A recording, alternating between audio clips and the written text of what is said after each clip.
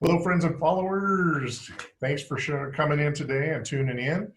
Today, we're going to be talking about how to invest in your second home without a large down payment. And we've got Leigh Fisher from Envoy Mortgage here today. She's come back again. I really appreciate this, Leigh. So why don't you go ahead and start telling us how we could do this? Hey, Mike, thanks for having me on again. It's great to be here. So what I wanted to talk today about was how to actually invest in an investment, how to buy an investment property without putting down a large down payment. I meet with clients and prospects who are really interested in adding real estate into their retirement portfolio, but they're concerned about having to put a really large down payment down. There's a lot of misinformation on the internet out there, a lot of outdated information. So I wanted to just clarify how you can do this one way and how it doesn't have to require a large down payment. And the best way to do this, to buy a property and have an investment property without a large down payment, is what you're going to do is turn your primary residence that you currently own, and primary residence is lender terms for the house that you live in as your primary house. You're going to turn that into a rental, and then you're going to buy another property, and that new property will become your primary residence. Nice. So that is probably the best way to become an investor without having to put a large down. Okay. Because your home that you're buying, your new primary, your down payment is going to be based on your primary residence guidelines. So you don't have to have the larger down payment that you would normally have if you were buying that home as an investment property. You're buying it as a primary residence. So you could actually get into that home with as little as 3.5% down as your down payment, depending on the loan program. Wow. It will be typically 3.5% if you do an FHA loan, or % minimum if it's going to be a conventional. And how that works is that you're going to be using the potential rent from your departing residence, which is lender terms for the house that you're going to now be moving out of, and renting. You're going to use the potential rent for that to offset the mortgage on that home, so you're not stuck with 2 full mortgages to have to qualify for. So that's probably the easiest way to become a real estate investor without having to have a large amount of money for a down payment.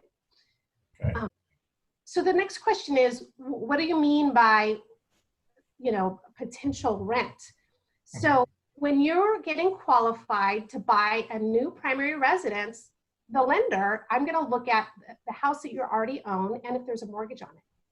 And if there's a mortgage on it or not, you're going to be responsible for your principal and interest if there's a mortgage, and taxes and insurance. So if you own it free and clear, you're still going to be liable for taxes and insurance, or HOA as well. So what we're going to do as a lender, we're going to say, okay, well, if you don't qualify for both, or if we're going to need to use some of this rental income to help offset that liability, that mortgage that you have 2 options. You can either get a lease agreement on that property, or you close escrow on your new property. So you'll be getting a lease agreement for someone to rent that from you. We'll take 75% of whatever that monthly lease amount is, or whatever that monthly is. That's the first way. So that 75% of whatever that monthly rental number will be, we'll use that to offset that mortgage. The second way is that you could actually have that appraised, and the lender would be doing the lender would be setting up the appraisal, not you. The lender orders the appraisal on the house you're departing, your future rental, and they'll do an appraisal, but they'll also they'll actually do another form, and that's going to be studying the market comparability. The appraiser would determine the market rent for that house, and with that number, we'll use 75% of that as well. So there's 2 options on how to get potential rent to offset that liability. Now, if you own that house free and clear, you're going to be responsible for the property taxes, homeowner's insurance, and if there's an HOA as well.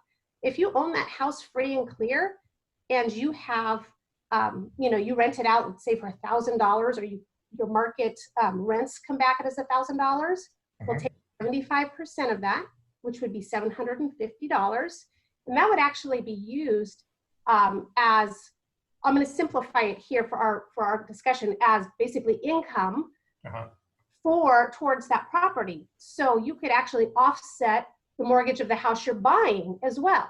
So without getting too complicated, it's important that you work with a good lender who understands rental income, investment properties, these kind of things. And then also a good real estate agent like you, Mike, because you're going to be helping them buy their new house. You're going to be helping select that. I'll be helping them with the mortgage on their new house, but I'll also have the experience and know how to get through the options of turning their departing home into a rental and the rents with that. So that is probably the best way for a new investor to get into investing. Now, let's say after a couple years, they decide to turn this home into a rental. They can do the same thing. Get a lease agreement on this home, or get the appraisal with that 1007, and buy their primary. So now they've got 2 investment properties and a primary, and they're continually putting down, as little as, depending on the loan type, as little as 3%, more likely 5% would be minimum if they did a conventional loan.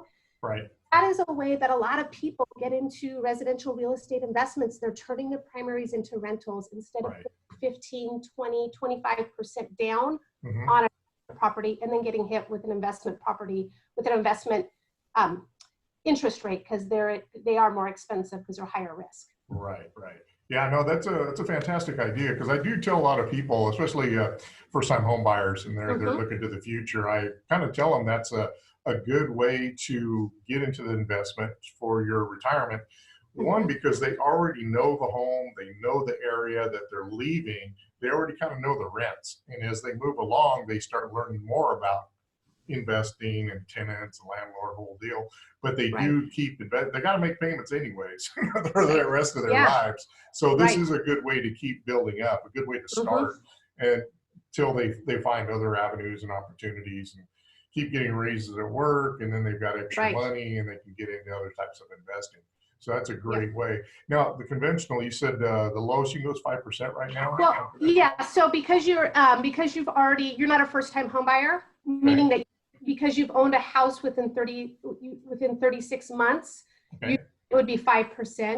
If you're a first-time home buyer, 3%. But since you've already owned that property that you're departing, percent would be minimum on conventional. Oh,